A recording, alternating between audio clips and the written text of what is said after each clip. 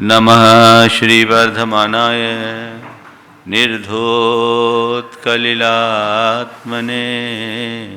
सालोकानां त्रिलोकानां यद्विद्यादर्पणायते।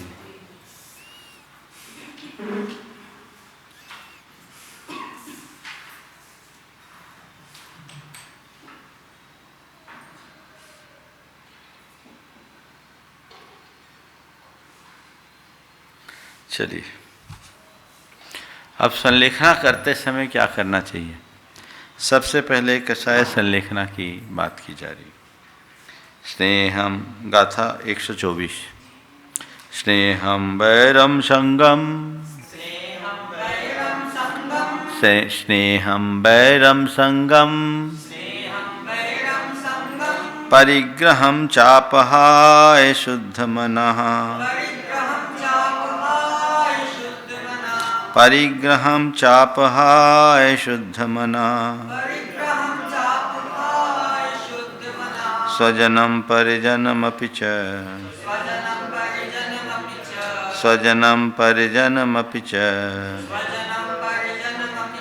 क्षान्त्वा क्षमयेत् प्रियैर्वचनैः क्षान्त्वा क्षमयेत् प्रियैर्वचनैः आलोच्य सर्वमेनः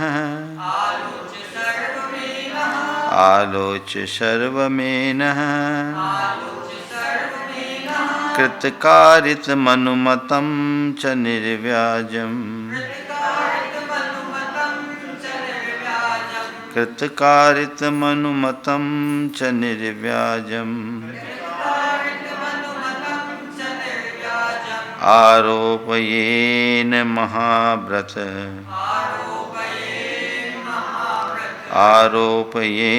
महाव्रत मामरणस्थायि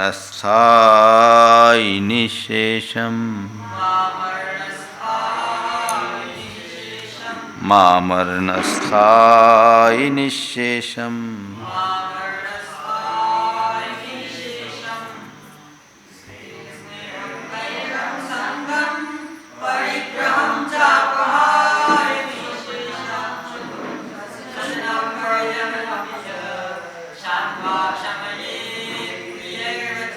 एक बार और।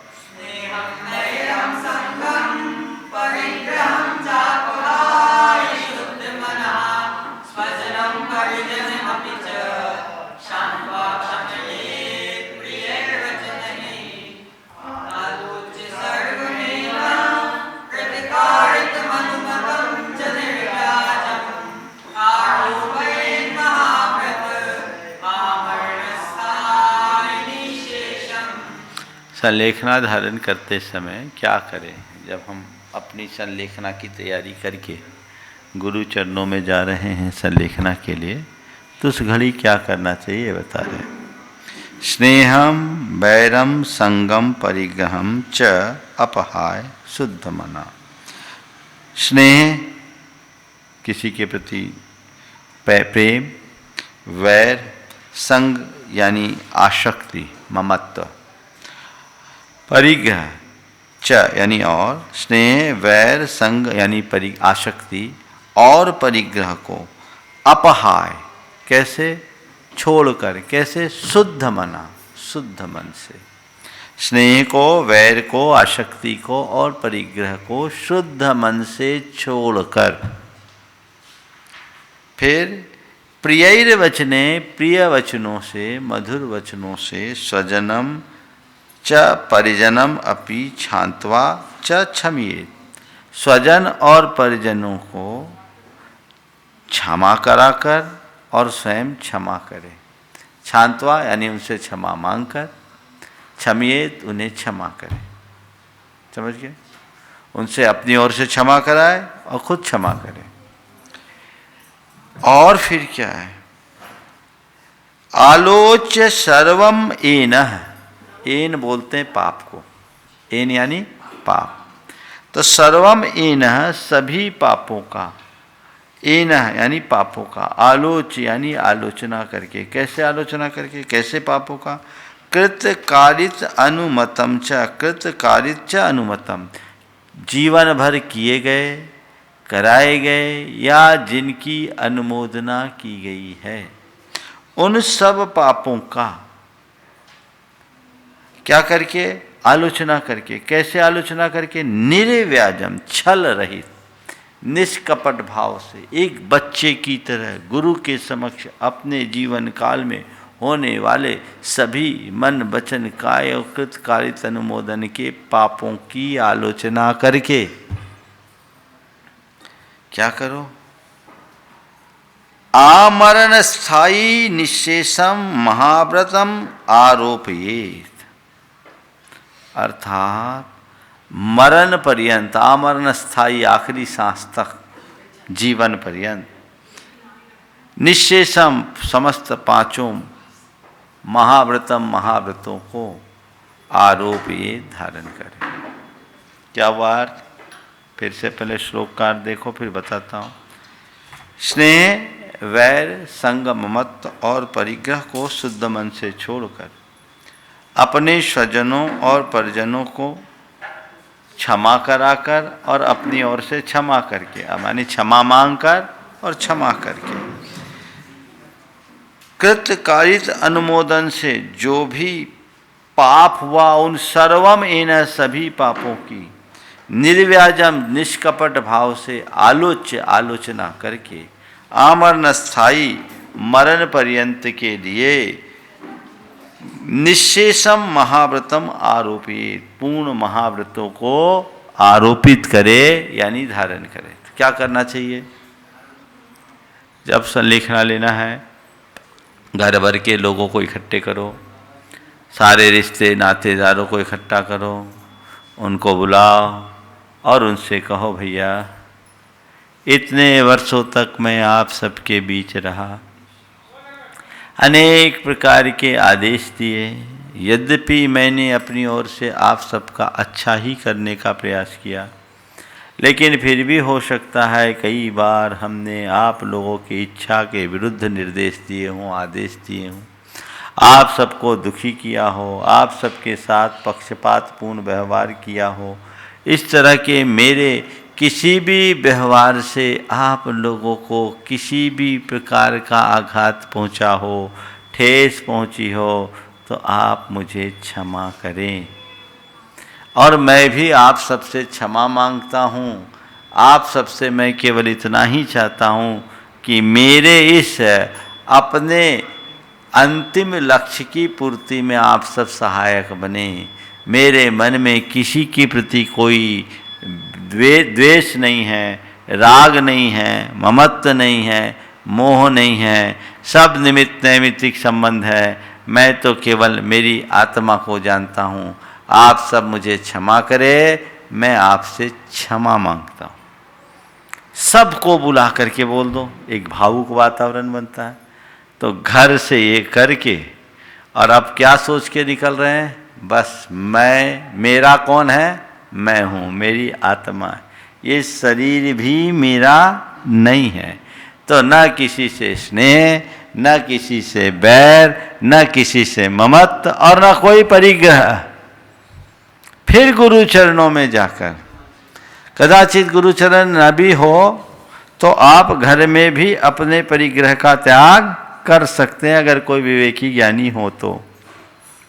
गुरु के चरण में ही आलोचना होती सर्वोत्तम। तो गुरु के चरणों में जाकर के एकांत में उनसे समय लेकर अपने हृदय की किताब खोल दो और निश्चल्य हो जाओ। और निश्चल्य होने के बाद मरण पर्यंत के लिए महाव्रतों को अंगीकार करो। ये निर्यापक के ऊपर निर्भर करता है कि इन्हें किस रूप में रखा जाए। समझ गए? तो उसकी स्थिति देखें, वो चर्या करने लायक स्थिति में हो तो महाव्रती बनाते हैं, नहीं तो 10 प्रतिमा तक दे करके उसको आगे बढ़ाते हैं। आखिरी में उनके उस परिग्रह का भी त्याग कराया जाता है, कराया जा सकता है। ठीक है? तो इस विधि से संलेखना होती है। ये एक बड़ा अंदर का ऑपरेशन है। सारी कषाएं शांत, सब मन धुल जाए, हल्का होकर एकदम निश्चिंत होकर संलेखना ली जाती है, ऐसे वैसे नहीं। ठीक है ना? तो स्पष्ट हो गया अर्थ। अनुवाद। प्रेम भाव को, वैर भाव को, तथा अंग की ममता को, सकल संग को तज कर धर कर, निर्मल मन में क्षमता। विनय घुला हो प्रिय संवादों, मिश्री मिश्रित वचनों से, आप क्षमा कर क्षमा मांग कर, पुरजन परिजन सजनों से। सर्व पाप का लोचन कर, कृत से कारित अनुमति से, सभी तरह का कपट भाव तज, सरल सहज निश्चल मति से।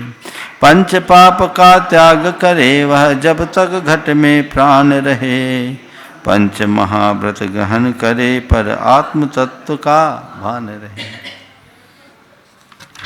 चलिए अब और क्या करे? शोकम भयमवसादम, शोकम भयमवसादम, क्लेदम कालुष्यमरतिमपि हित्वा,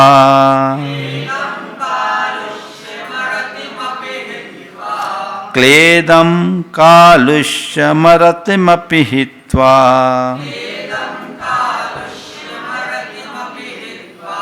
सत्त्वोत्साहमुदीर्य च,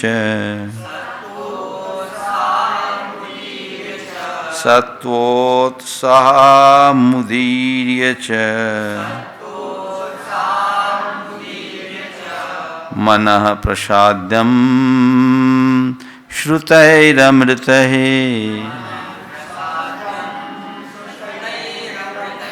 मनः प्रसाद्यं श्रुतैरमृतैः,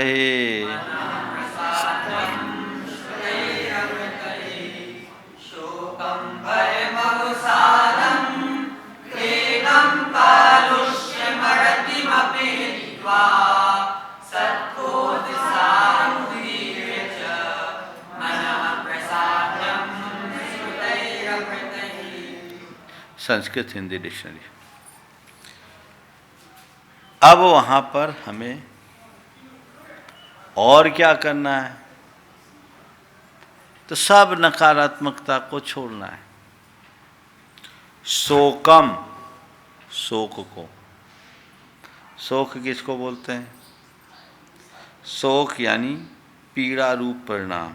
मन में जब किसी बात को लेकर के दुख का अनुभव होता है इष्ट आदि के वियोग से, तो उस परिणाम को क्या बोलते हैं? शोक। तो किसी इष्ट के वियोग में होने वाली मन की पीड़ा को शोक कहते हैं। अब घर बार छोड़ के जाना पड़ रहा है, मुंह लटका के नहीं जाओ। अरे अब तो दुनिया छोड़नी पड़ेगी, ऐसे भाव से मत जाओ। ठीक है ना? तो शोक, तो पहली बात शोक को छोड़ो। फिर दूसरी बात भय, मन में अब किसी प्रकार का डर नहीं। अरे भैया संलेखना ले ली है, लंबे समय तक न खींच लें, ये भूख प्यास कैसे सहेंगे, अब कोई बीमारी ना आ जाए, कोई और लंबा चक्कर ना आ जाए, लटक ना जाए। ये क्या है? भय। अवसादम, अवसाद यानी अवसाद का मतलब होता है मन में अनुत्साह, हताशा, चिंता, विषाद। क्लेद, क्लेद का अर्थ होना चाहिए थकान। इसमें क्या लिया है इन्होंने? तो स्नेह लिया है, तो स्नेह तो पहले ही छोड़ दिया। क्लेद ही देखता हूँ उनको। क्लेद का स्नेह कहीं देखा नहीं।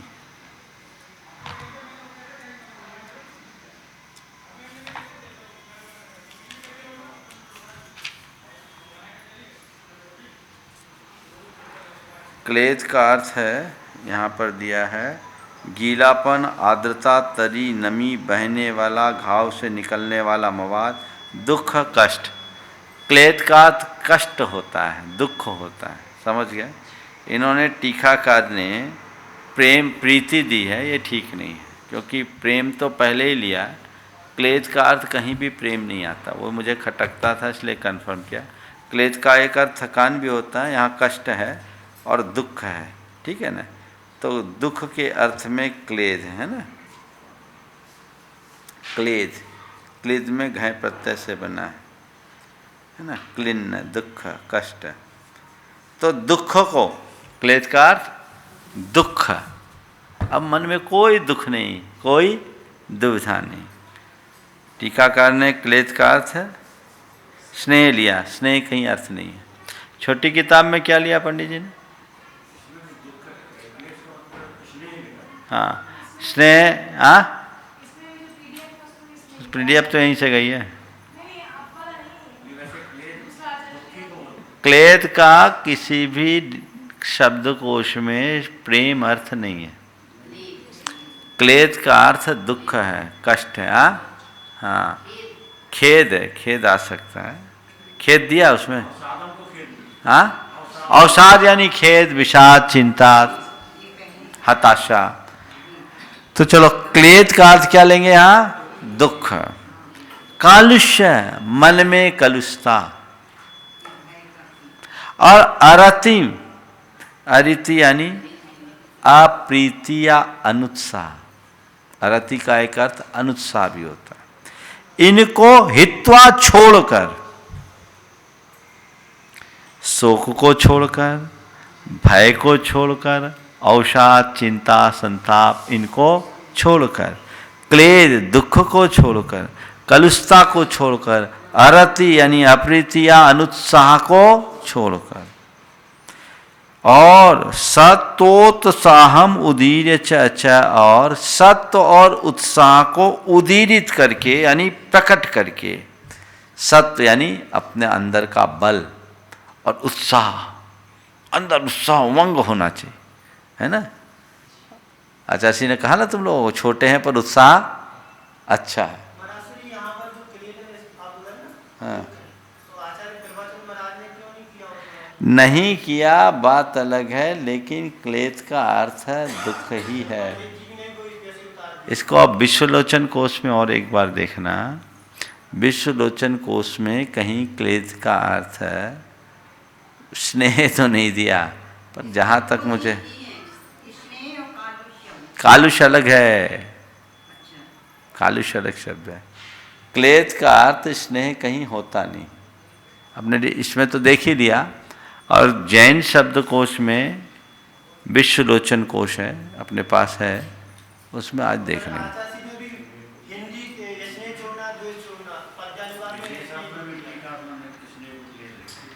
स्नेह होता नहीं है, इसलिए तो मुझे खटका, इसलिए तो मैंने शब्दकोश मंगाया। एक ही गलती सब ढो रहे हैं। शब्दकोश में नहीं है, एक काम कर, अभी अभी देख लें जब क्लास पूरी हो जाए। विश्वलोचन कोश है, उसमें भी देख लेंगे। तो विश्वलोचन कोश जैन कोश है, प्रमाणिक कोश माना जाता है, उसमें भी देख लेंगे। नहीं है, मिलेगा नहीं। और देख, अब भैया ऐसा होता है, हमको खटका, हमने शब्दकोश मंगा करके कंफर्म कर लिया, अगर नहीं होता तो ये गलती हम भी ढोते रहते हैं। सुधार होना चाहिए ना, कोई ऐसी बात नहीं है। प्रभाचंद जी ने भी किया है टीका में, और वो मुझे खटका। पर हो सकता है कई शब्दों में ऐसा भी होता है कि जैन कोशों में उसका अर्थ अलग ले लिया गया है। कहीं क्लेद का अर्थ स्नेह हो, पर मुझे स्नेह प्रासंगिक इसलिए नहीं दिख रहा है क्योंकि पहले स्नेहम वैरम संगम तो ले लिया, तो ये बार बार पुनरावृत्ति एक ही बात की क्यों? और जब क्लेद का अर्थ दुख है तो दुख तो होता है ना मन में। अरे भैया दुनिया से जा रहे हैं, अब तो जाना पड़ेगा, तो ये मत रखो मन में ऐसा उत्साह। हाँ, 75, 80, 90, 100 का पता कितने साल के, माने ये सब छोड़ रहे, उसका दुख नहीं। अरे पर को छोड़ रहे हैं, हम तो अब निज घर की ओर लौट रहे हैं। जो जड़ था उससे मोह छूटना चाहिए। अब तो मुझे चेतन का श्रृंगार करना है, संसार के आवागमन के चक्र से मुक्त होना है, अपने जीवन के परम लक्ष्य को प्राप्त करना है। ये मेरे जीवन की अपूर्व उपलब्धि है। ऐसा क्षण महादुर्लभ है, श्रुत केवलियों को भी दुर्लभ पुरुषार्थ मेरे द्वारा हो रहा, ये उत्साह अंदर होना चाहिए। तो यहां स्नेह थोड़ा नहीं बैठ रहा है, दुख बैठता है। तो उसके बाद सत्व और उत्साह को सत्व उत्साहम उदीर्य, सत्व और उत्साह को उदीर यानी प्रकट करके, मनः प्रसाद्यम, मन को प्रसन्न करना चाहिए। कैसे? श्रुतै रमृतै, श्रुतै अमृतै, श्रुत रूपी अमृत से अपने मन को प्रसन्न करना चाहिए। जिनवानी की चार बातें सुनो और अपने मन की उमंग को आसमान तक पहुंचाओ। शुरू से, इसलिए बिना श्रुताभ्यास के कोई गति नहीं। आप लोगों से एक बात बोलता हूं, जिनको अपनी संलेखना अच्छी करनी है, कुछ याद करके अभी से रखो जीवन में जो अध्यात्म के पद हैं। अंतिम समय में न सुना जाता है, न बोला जाता है, न पढ़ा जाता है, पर ऐसे पद वगैरह जो आप लोग नित्य पाठ करते वो याद होंगे, तो आप अंदर ही अंदर उससे गुनगुना करके अपने मन को उससे संबल दे सकोगे। छह ढाला ही याद हो जाए, पहली ढाल, चौथी ढाल, पांचवी ढाल, छठवीं ढाल, और समाधि भावना, वैराग भावना, और अनेक अनेक कवियों के भजन जितने याद हैं जो जीवन पर्यंत पाठ करते आए। और एक और बता रहा हूँ, हमारी जो स्मृति है उसकी एक बड़ी विचित्रता है। पुरानी स्मृतियां मिटती नहीं, नई याद नहीं होती। उम्र के अनुसार 50 साल की उम्र के बाद, कईयों को तो 40 साल में हो जाता, जो नई स्मृतियां होती वो अल्पकालिक होती है। पुरानी स्मृति सब याद रहेगी, तो जो अभी पढ़ लोगे ना वो आखिरी समय तक याद रहेगी। अब आप लोग याद करना चाहोगे तो शायद याद ना हो, पर जो पुरानी बातें हैं उनको याद करके गुनगुनाते रहो तो वो आपके लिए एक अच्छी खुराक बन जाएगी। जो आपने याद किया, दुनियादारी की नहीं, धर्म की बातें, धर्म की बातें आपको याद होना चाहिए। आज अगर आपको संस्कृत प्राकृत का अभ्यास है तो समय सार याद हो, इष्टोपदेश याद हो। ये सब चीज़ें क्यों आचार्य क्यों कहते हैं इष्टोपदेश घोंट लो। हमारे अध्यात्म के पद संस्कृत के, हिंदी के, जो जिसको जिस भाषा में समझ में आए, भूधर दास, ध्यानत राय, बनारसी दास, भगवती दास, मंगत राय, इनकी जो पद हैं ये याद करके रखो, इनको घोटो तो ये प्रेरणा बनेगी और यही अंत में काम आएगा। पर का संबोधन कितना काम आए संदिग्ध है, स्व का संबोधन कभी बेकार नहीं जाता।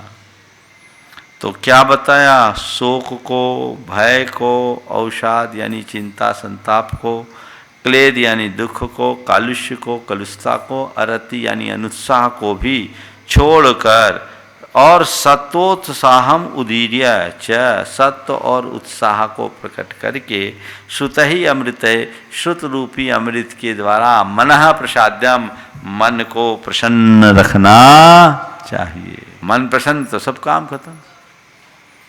निर्यापकों की इसमें बड़ी भूमिका होती है। उसका मन बुझ रहा हो तो उसको वापस हवा दे दो, एक थोड़ा सा संबोधन दे दो, उसका अंदर का उत्साह जग जाए। कठौती में गंगा, वो अलग चीज़ें हैं। यहाँ पर वो अलग संदर्भ की बात है। यहाँ माने उसके मन को उत्साहित रखो, ये मोटिवेशन यही तो कहलाता है।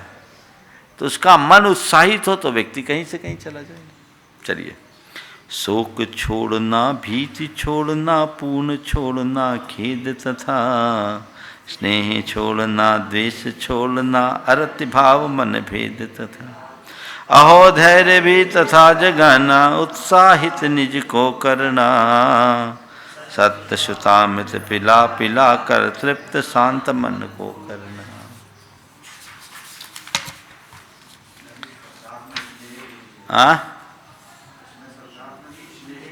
लिया है, इसलिए एक बार और देख लूंगा विश्वलोचन कोश में। लेकिन क्लेद का अर्थ स्नेह है, कहीं दिखता नहीं। आहारम परिहाप्य, आहारम परिहाप्य क्रमशः स्निग्धं विवर्धयेत् पानम्,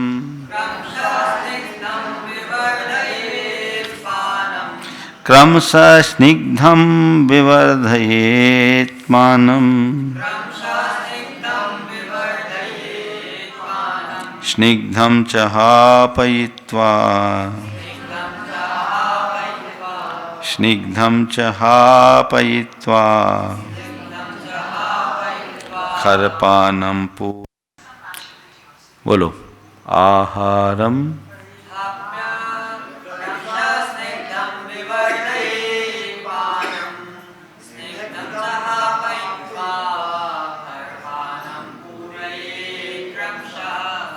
आहारम परिहाप्य, क्रमशः, क्रम से आहारम आहार को, परिहाप्य यानी घटाकर, छोड़कर नहीं, घटाकर, कम करके, समझ गए? आहार को धीरे धीरे कम करो। फिर स्निग्धम पानम विवर्धयेत्, स्निग्ध पान को बढ़ाना चाहिए, भोजन को घटाइए और स्निग्ध पेय को बढ़ाइए। दूध है और अन्य चिकने पेय हैं, उनको बढ़ाइए। कल जैसा मैंने बताया था। रबड़ी नहीं, रबड़ी कौन ने दे दिया? स्निग्ध पान में दूध आएगा, छाछ आएगा, है ना, रस आएगा, जो उसके शरीर के अनुकूल होंगे वो चीज़ें आएंगी। दलिया आदि का आएगा। अभी आहार दे रहे थे, धीरे धीरे धीरे अब पतला दलिया दे रहे हैं। तो ये सब चीज़ें धीरे धीरे मूल रोटी जैसे पदार्थों को कम करके इसको बढ़ाए। स्निग्ध पान को बढ़ाना चाहिए। फिर स्निग्धम च हापयित्वा, स्निग्ध पान को घटाकर, छोड़ करके जगह घटाकर शब्द उपयुक्त है। हापयित्वा घटाकर क्या करे? खरपानम पूरेत, खरपान को बढ़ाएं। बढ़ाना कब होगा? जब एक घटाएंगे तब ना बढ़ाएंगे। हापयित्वा का अर्थ क्या लेना? घटाकर। और विवर्धयेत् और पूरेत का अर्थ बढ़ाकर। तो इनको घटाओ, इनको बढ़ाओ। जैसा परसों हम कल ही बताया था, इसको धीरे धीरे घटाएं, इसको धीरे धीरे बढ़ाएं। खरपान में क्या आता है? तो खरपान में गर्म पानी, पतला छाछ, कांजी, माड़ भी आता है। किसी किसी को माड़ देते हैं, इमली का पानी भी देते हैं, ये इसको कांजी बोलते हैं। तो ये अपने यहाँ चलन में कम है, श्वेतांबर परंपरा में ज़्यादा है। आयम्बिल बोलते हैं उसको। तो ये चीज़ें जो निर्विकृति कहलाती है, निर्विकृति कहलाती है। तो निर्विकृति यानी इससे शरीर का शोधन होता जाता है, शरीर में कोई दुष्प्रभाव नहीं होता, अंदर के सारे विकारी तत्व साफ होते जाते। इनको बढ़ाए। फिर इसके बाद क्या करें? खरपान हापनामपि, खरपान हापनामपि कृत्वा कृत्वोपवासमपि शक्त्या, कृत्वा कृत्वोपवासमपि शक्त्या पंच नमस्कार मनास, पंच नमस्कार मनास तनुं त्यजेत् सर्वयत्नेन, तनुं त्यजेत् सर्वयत्नेन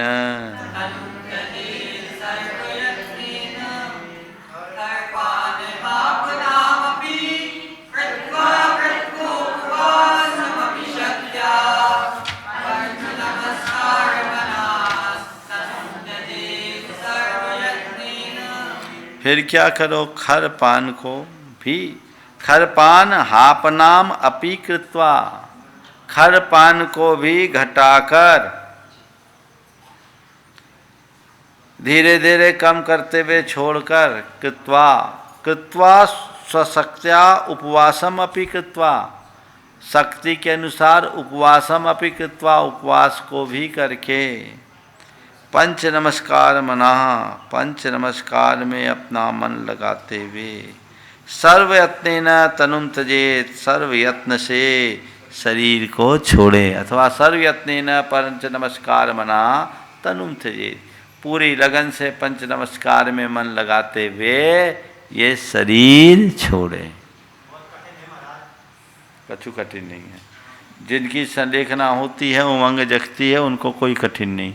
हमने तो कई संलेखना वाले को देखा, अंत में उनका ऐसा उत्साह जगता है, कुछ लेने का भाव ही नहीं होता और शुद्ध हो जाता है। अभी देखो निश्चय सागर जी अलग जी, उनके पिताजी को डॉक्टरों ने जवाब दे दिया था और कहा था ये तो कुछ दिन के मेहमान हैं।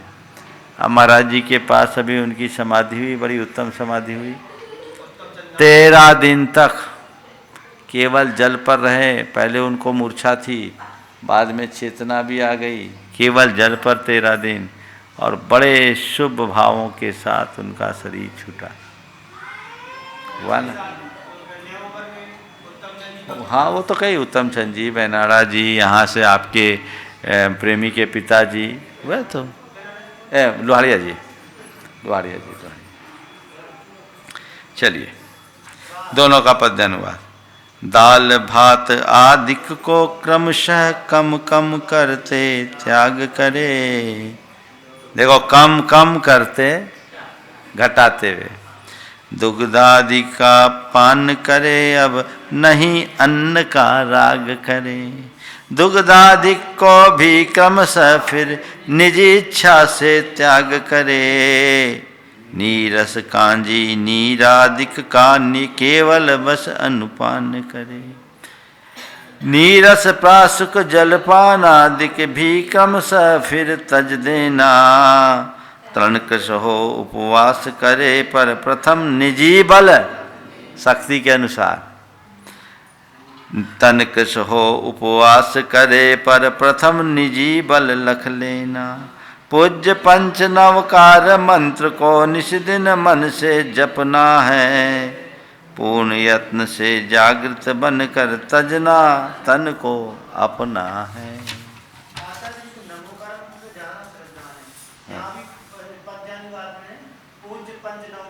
मूल में ही तो है पंच नमस्कार मना, ये है ना पंच नमस्कार मना, रहना ही चाहिए, उसके बिना कोई काम ही नहीं है, वही मूल है। चलिए इसके अतिचार और ले लें। हाँ। जीवित मरना संशय, जीवित मरना संशय, भयमित स्मृति निदान नामान। भयमित्र स्मृति निदान नामान। संलेखनातिचारा पंच जिनेन्द्रिये समादिष्टा।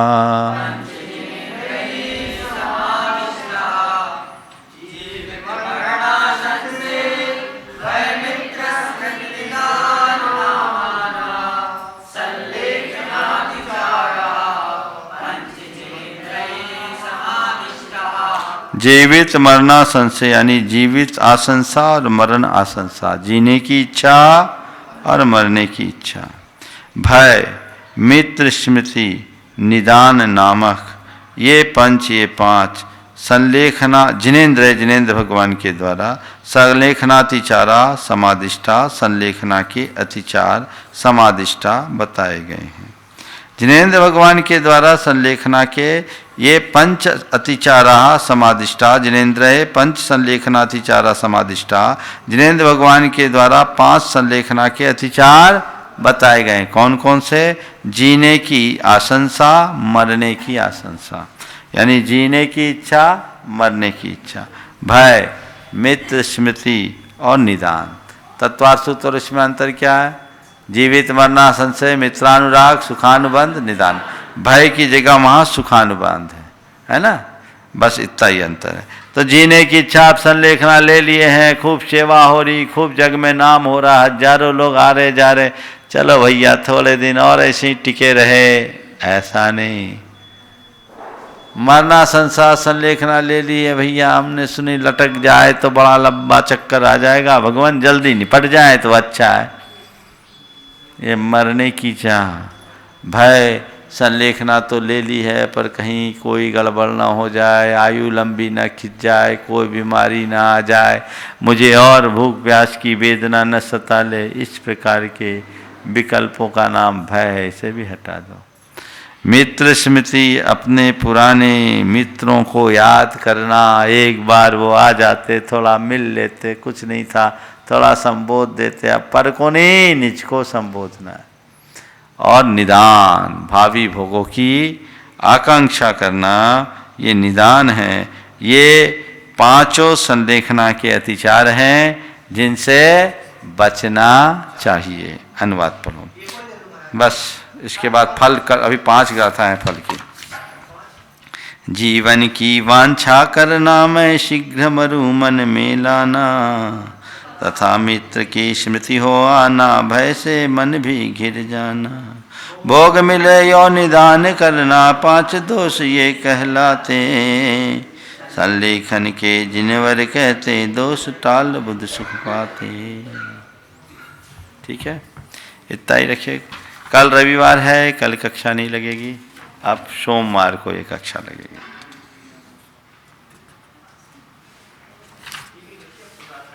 नहीं, 135 तक संलेखना का ही फल है, 135 तक संलेखना का फल है।